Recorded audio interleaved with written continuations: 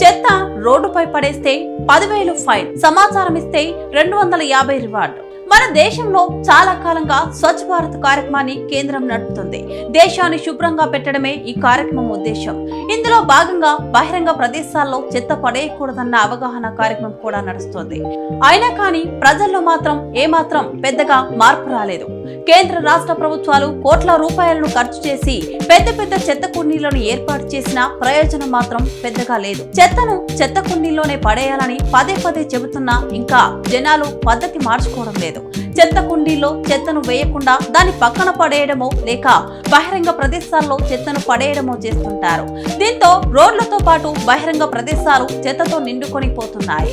అయితే దీనికి చెక్ పెట్టడానికి కర్ణాటక ప్రభుత్వం వినూత్న కార్యక్రమానికి శ్రీకారం చుట్టింది. ఓ చేత్తో చెత్త పడిస్తున్న వారికి భారీ ఫైన్ వేస్తూనే మరో చేత్తో చెత్త పడిస్తున్న వారి వీడియో పంపితే వారికి రివార్డు ఇస్తుంది. Bengaluru solid waste management limited greater Bengaluru అథారిటీతో కలిసి వినూత్న కార్యక్రమానికి శ్రీకారం చుట్టింది. బహిరంగ ప్రదేశాల్లో చెత్తను పడేసే వారి ఫోటోలను తీసి పంపించాలని కోరుతోంది. ఈ ఫోటోలు పంపిన వారికి 250 రూపాయలు రివార్డు ఇవ్వనున్నట్లు ప్రకటించింది. బహిరంగ ప్రదేశాల్లో చెత్త పడేయడాన్ని అరికట్టడం, ప్రజల బాధ్యతను ప్రోత్సహించడం, బెంగళూరును పరిశుభ్రంగా ఉంచడమే లక్ష్యంగా ఈ నిర్ణయం తీసుకున్నట్లు కర్ణాటక సర్కార్ ప్రకటించింది. ప్రజలే వాచ్ డాగులుగా బహిరంగ ప్రదేశాల్లో చెత్త పడేసే వారి వివరాలను తమకు చెప్పాలంటూ అధికారులు వాట్సాప్ నెంబర్ అందుబాటులోకి తీసుకొచ్చారు. అదే సమయంలో అధికారిక సోషల్ మీడియా ఛానల్స్ ద్వారా చెత్త వేసే వారి ఫోటోలు, వీడియోలు పంపించాలని కోరారు. పంపించిన ఫోటోలు, వీడియోలను పరిశీలించిన తర్వాత అధికారులు చెత్త పారేసే వారిని గుర్తించి రిపోర్ట్ చేసిన వారికి యూపీఐ ద్వారా నేరుగా 250 రూపాయలు రివార్డు అందించనున్నారు. ఈ నిర్ణయంతో పౌరులు చెత్త పడేసే వారి వివరాలను పంపడం వల్ల సదరు వ్యక్తులు తమ తీరు మార్చుకునే అవకాశం ఉంటుంది.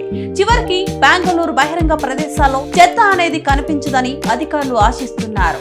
ప్రస్తుతం వాట్సాప్ నెంబర్ యాక్టివ్ గా ఉన్నప్పటికీ ఫోటోలు, వీడియోలు పంపించేందుకు ఒక యాప్ ను డెవలప్ చేస్తున్నట్లు తెలిపారు.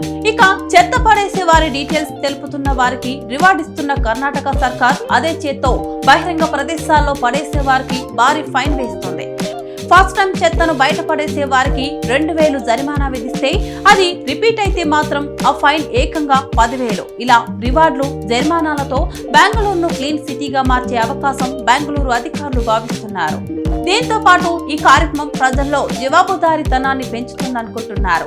ఈ నెల ప్రారంభంలోనే ఈ కార్యక్రమం అందుబాటులోకి రాగా అధికారిక అమలు తేదీ ఇంకా ఖరారు కాలేదు. ఇక దీని గురించి సోషల్ మీడియాలో పెద్ద ఎత్తున చర్చ మొదలైంది. మన దేశాన్ని స్వచ్ఛ భారత్ గా మార్చాలంటే ఈ కార్యక్రమాన్ని దేశవ్యాప్తంగా అమలులోకి తీసుకురావాలని నెటిజన్లు అభిప్రాయపడుతున్నారు. అయితే చెత్త ఇదో పెద్ద సమస్యగా మారింది. ఇంట్లో చెత్తను శ్రద్ధగా పడేస్తున్న జనాలు ఆ చెత్తను మాత్రం చెత్త కుండీలో పడేయరు, దాని పక్కన పడేస్తారు. అప్పుడు చెత్త కుండీ నుండి ఏం లాభం అని కొంచెం కూడా ఆలోచించరు. ఇక మరికొందరుంటారు, వాళ్లకు అసలు చెత్త కుండీతోనే సంబంధం లేదు. రోడ్లన్నీ చెత్త కుండీలతో సమానం.